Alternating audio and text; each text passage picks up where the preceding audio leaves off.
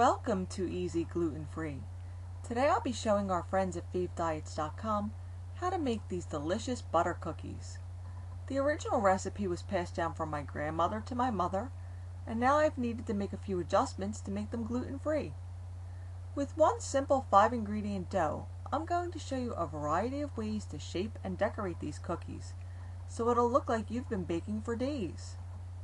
And while these are by no means a diet food, I found that having just a few can be a good choice when compared to eating a full-size dessert. Now, to make these delicious cookies, we'll need 1 cup of softened butter, that's 2 sticks, 2 3/4 cups of gluten-free all-purpose flour. I have a brand manufactured by Glutino, 3/4 cup of sugar, 1 egg, and 1/2 teaspoon of vanilla. Now first we're going to beat together the butter and sugar until it's smooth and creamy. During the mixing process, it's a good idea to have a rubber spatula handy to scrape down the sides of the bowl. Next we'll beat in the eggs and vanilla until everything looks well incorporated. Then mix in the flour until the mixture forms into a ball of dough. You might need to scrape it off the sides of the bowl and transfer it into a smaller bowl before covering it with plastic wrap and putting it in the fridge for about 30 minutes. The first cookies we're going to make will be done in a cookie press, so you don't want to over chill it because it might not come out of the press as easily. Once you've pressed the cookies onto a baking sheet, sprinkle them with colored sugar and bake in a preheated 350-degree oven for 8 to 10 minutes. Now for these trees, I not only used colored sugar, I also used a few scattered sprinkles to give them the appearance of Christmas balls. Now for the next type of cookie, we're going to roll out some dough between 2 sheets of plastic wrap. I like to do this on top of a cutting board or baking sheet for easier transfer later. We're going for about 1/8 to 1/4 inch thickness here.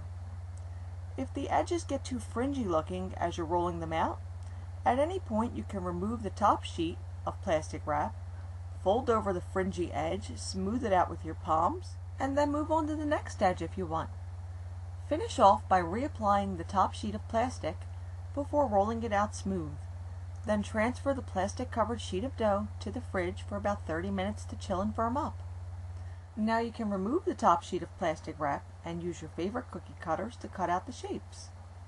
At this point you could slide your hand under the plastic wrap if you find it helpful in transferring the cookies more easily to the sheet pan.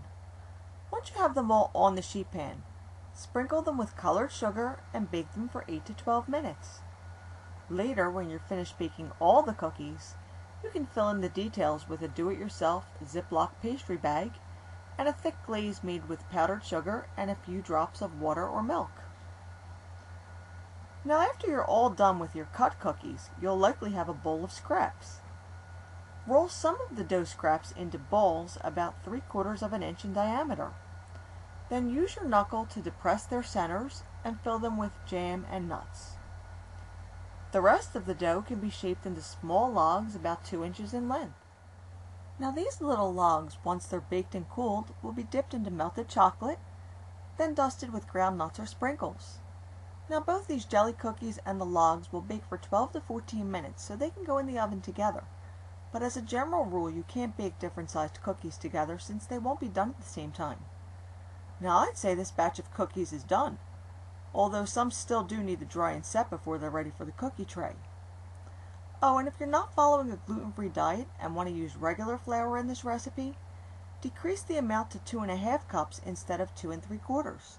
Oh, and in case you're wondering, I'd say that the cookies done with the cookie cutter and the chocolate dipped ones were a little more difficult to work with than the others, since they required a secondary decoration on an already fragile cookie.